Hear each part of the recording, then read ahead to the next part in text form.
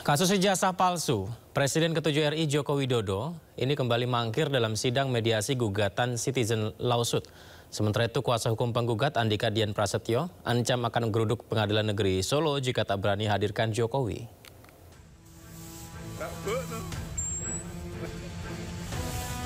Polemik tentang keaslian ijazah Jokowi masih terus bergulir.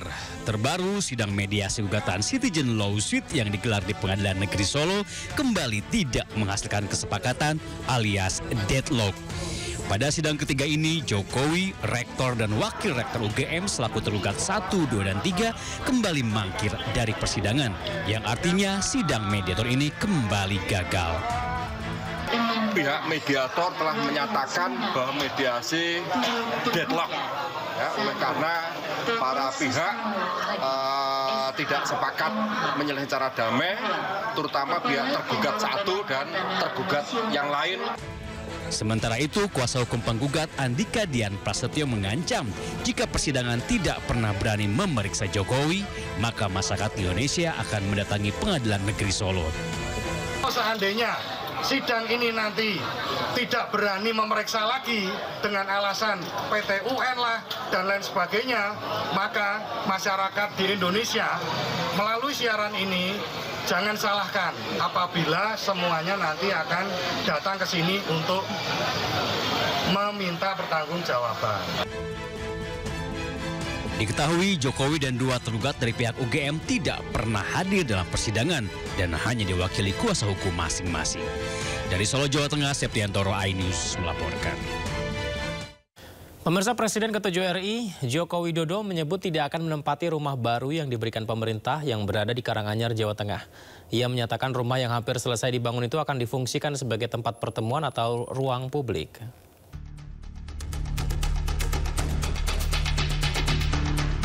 Pembangunan rumah pensiun Presiden ke-7 RI Joko Widodo di kawasan Colomadu, Kabupaten Karanganyar, Jawa Tengah hampir selesai mencapai 90%. Jokowi menyampaikan tidak akan menempati rumah dari pemerintah tersebut dan tetap tinggal di rumah lamanya di Kelurahan Sumber Solo. Rencananya rumah akan dijadikan ruang publik atau tempat pertemuan.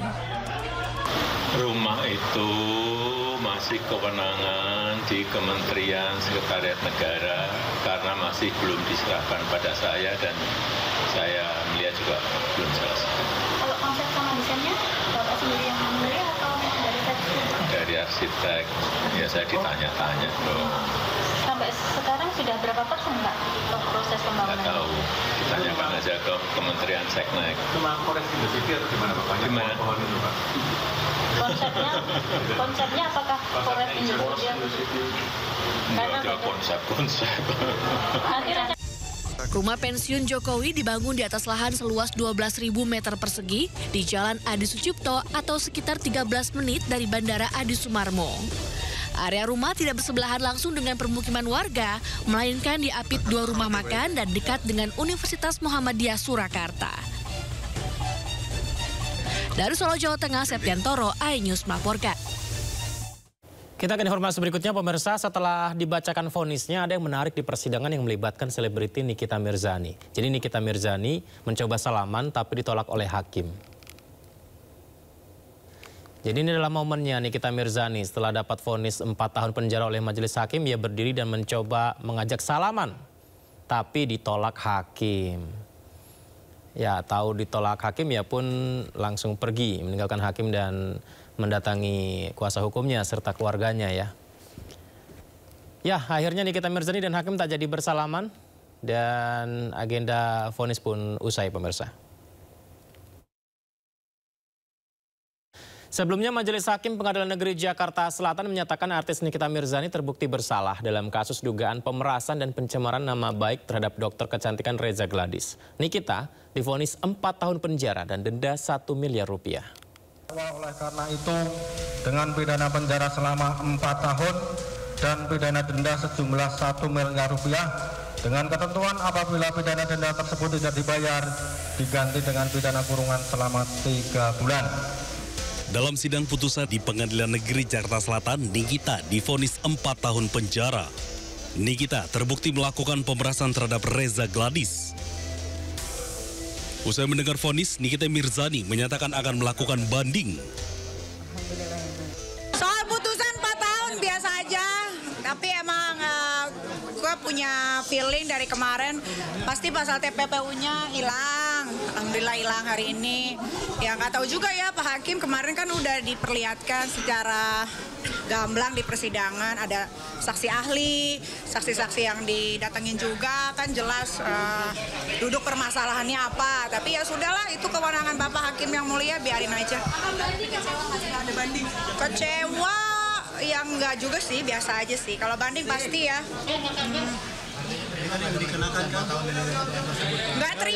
Nggak terima lah, tapi ya udah, mau gimana lagi. Sudah selesai dan sidang. Vonis ini jauh lebih ringan dari tuntutan jaksa penuntut umum yang meminta 11 tahun kurungan. Dari Jakarta, Anissa Rizkia, Rama Romadona, Dede Rudi, iNews melaporkan. Kejaksaan Agung hormati vonis 4 tahun selebritas Nikita Mirzani terkait kasus pemerasan. Vonis jauh lebih ringan dari tuntutan jaksa 11 tahun. Kita tuntutkan 11 tahun.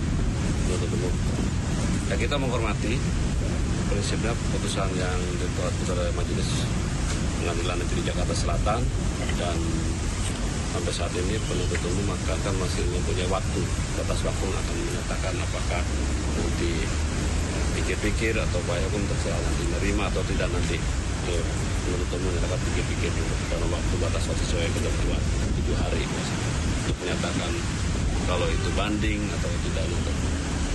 Informasi pertama, seorang pria ditembak saat bentrok sengketa lahan kosong di Tanah Abang, Jakarta. Pasca penembakan, polisi mengamankan puluhan orang serta belasan senjata tajam.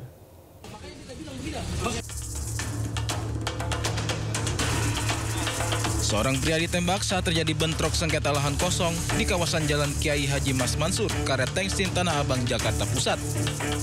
Korban ditembak saat datang ke lokasi sengketa dan sempat terlibat adu mulut dengan sekelompok orang penjaga lahan. Sempat dibawa ke RSUD Tanah Abang, korban dirujuk ke RS Polri Kramat Jati untuk dirawat. Korban yang kritis akibat luka tembak di punggung langsung dievakuasi ke dalam ruang IGD untuk mendapatkan pertolongan medis. Usai insiden tersebut, petugas gabungan Polres Metro Jakarta Pusat dan Polda Metro Jaya mengamankan 33 orang dari salah satu kelompok yang diduga terlibat.